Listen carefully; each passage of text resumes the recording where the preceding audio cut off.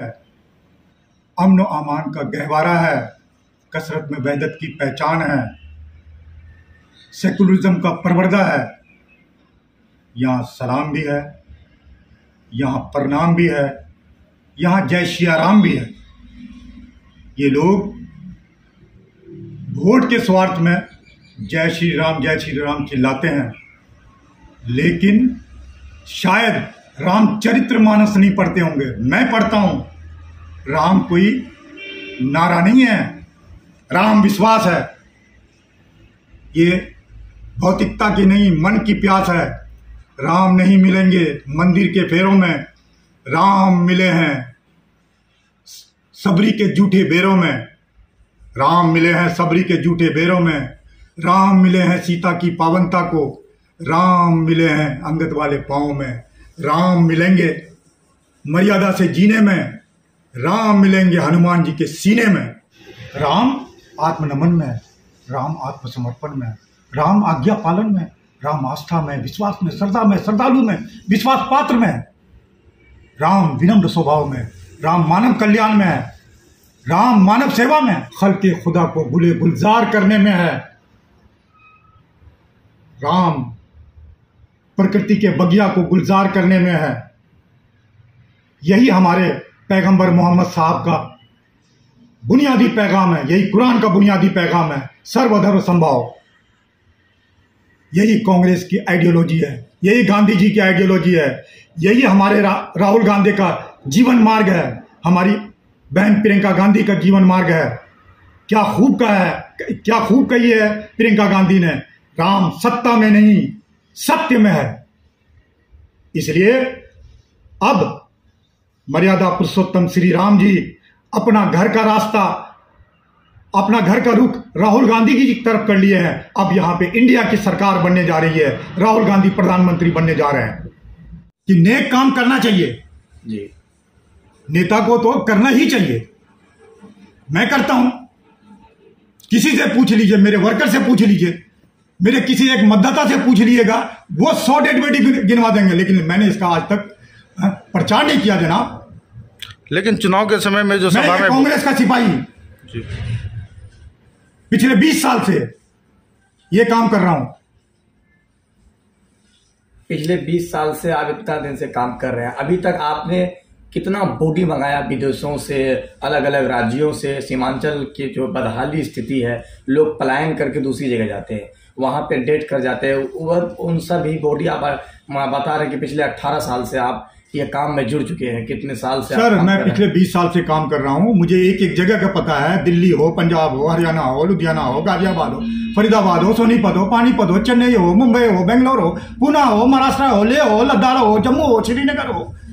आधे सांस में आधे भारत का नाम गिना दिया। मैं वहां काम करता हूं। किसी को चोट लग जाती है, वहां मरहम लगाने की मिसाल पहुंचता है। किसी से 1 रुपया नहीं लेते हैं, कोई नहीं कह सकता है। जिस तरह से किशनगंज में जदयू विधायक अभी अनाउंस कर रहे हैं, बड़े बड़े वादे करके जा रहे हैं, क्या लगता है उसको पूरा कर पाएंगे? देखिए, वादे करते हैं, ये वादे ही वादे हैं। पूरा तो कांग्रेस किया है और कांग्रेस ही करेगा। लेकिन जो प्रत्याशी हैं वो कहते हैं 70 साल में कांग्रेस कुछ नहीं किया, उस पर क्या प्रतिक्रिया है? वो 70 साल का ही नतीजा है जो आज वो बोल रहे हैं। कांग्रेस नहीं होते तो ये बोलने लायक नहीं होते।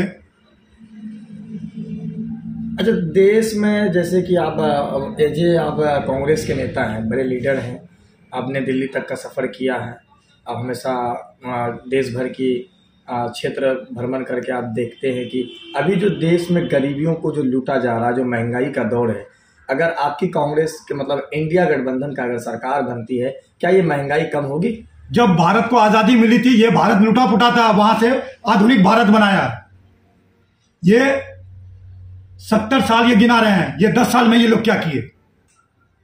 गरीबी, बेरोजगारी, पलायन नहीं रोक पाए। क्या क्या बोले सर? अगर कांग्रेस ने गलत काम किया था, जिसकी वजह से ये सरकार में आए, इसने कौन सा पूरा किया? सर सवाल मेरा है कि जदयू विधायक जो अभी बड़े बड़े वादे करते हैं, जैसे कि सीमांचल में कई बॉडी मंगाए हैं, चुनावी सभा में वो बात बोलते हैं, जनता के बीच रखते हैं, इस पे क्या वो प्रतिक्रिया देना चाहते हैं जनता? फिर वही सवाल पूछते हैं बार बार डेड बॉडी का। मैं क्या कर रहा हूं, पूरा कांग्रेस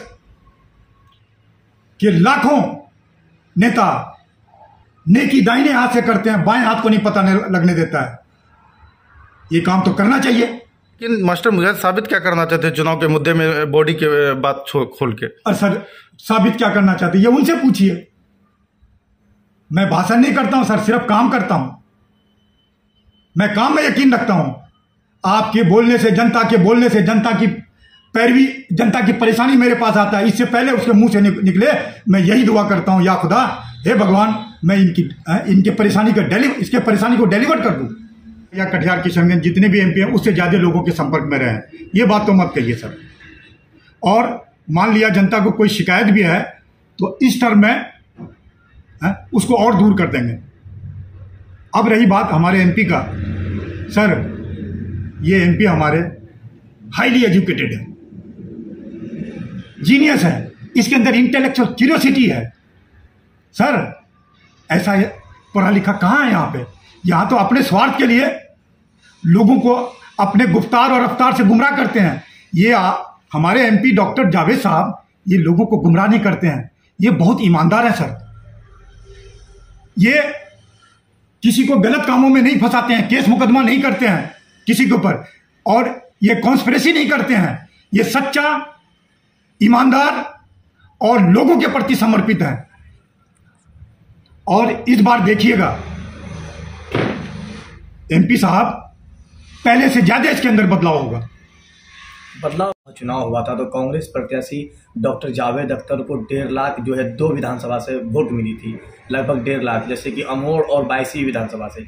इस बार यहाँ ये दोनों विधानसभा से जीते हैं। इस बार इस दोनों विधानसभा से क्या वोटिंग? अब सही सवाल पे आ गए। यही दोनों विधानसभा इसको जिता देंगे। पिछली बार 1.5 लाख वोट मिले थे, इस बार यहां से इनको 3 लाख वोट मिलने जा रहे हैं। जानते हैं जनाब, आपको पता ही नहीं है 2019 में एमआईएम उफान पे था और हमारे घर के कैंडिडेट मरहूम महमूद अशरफ साहब, अल्लाह उसको गरीब के रहमत करे, उसका घर था। उसके बाद भी उनको यहां पे हम लोग यहां लीड किए और यहीं से जीते। अब इस बार भी देख लीजिएगा, हम लोग कोई आज प्रचार नहीं कर रहे हैं सर। हमारे नेता राहुल गांधी,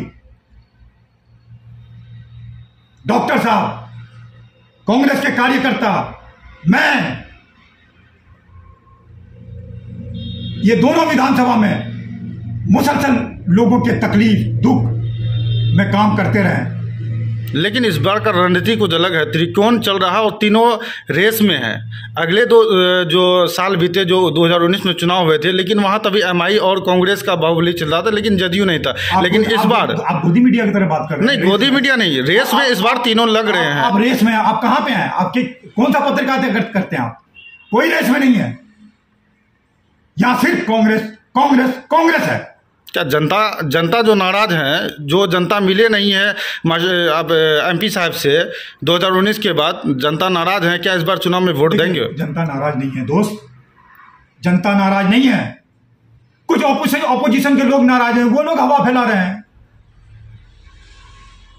हमारे एमपी इतने मिलनसार, इतने लोग कॉन्स्पिरेसी करते हैं, साजिश करते हैं। हमारे एमपी साजिश नहीं करते हैं। सबसे बड़ी बात, हमारे राहुल गांधी नेता की तरह, जैसे राहुल गांधी झूठ नहीं बोलते हैं, वैसे हमारे एमपी डॉक्टर जावेद आजाद साहब झूठ नहीं बोलते हैं। आप देख लीजिएगा, 26 तारीख को वोटिंग है, 4 तारीख को रिजल्ट होगा। पिछली बार 3,68,000 वोट से जीते थे, 3,68,000 वोट लाए थे। इस बार देख लीजिएगा, यही दोनों विधानसभा 3 लाख वोट देंगे, 6,68,000 हो जाएगा। अभी 3-4 दिन बाकी हैं, अजीब ना ये 7 लाख से ऊपर पार कर जाए। क्या लगता है केंद्र में जो मंत्री बोलते हैं कि 400 पार करेंगे इस बार मोदी जी? छोड़िए ना सर, दिल्ली के पांव के नीचे से जमीन किसकी हुई है सर? अगर मैं तो पता नहीं क्या होगा सर, अगर ईवीएम का मामला नहीं होगा तो ये 200 सीट से ज्यादा पार कर ही नहीं सकते हैं। दिल्ली के पांव के नीचे से जमीन निकली भी सर, जमीन खिसक गई है। दिल्ली साफ है, हरियाणा साफ है, पंजाब साफ है, हरियाणा, मध्य प्रदेश, खुद गुजरात, छत्तीसगढ़, दूर के ढोल सुहाने लगते हैं आप लोगों को। सर मोदी जी की सरकार नहीं बनने जा रही है, इस बार एनडीए की सरकार बनने जा रही है। राहुल गांधी पीएम बनने जा रहे हैं, हमारे रियल राहुल गांधी पीएम बनने जा रहे हैं। और किशनगंज पार्लियामेंट के अवाम से मैं अपील करता हूं, इसको इतना वोट दीजिए, डॉक्टर जावेद साहब को इतना वोट दीजिए ताकि वहां मंत्रालय मिलने में इनको कोई दिक्कत नहीं हो, ये मिनिस्टर भी बनेंगे।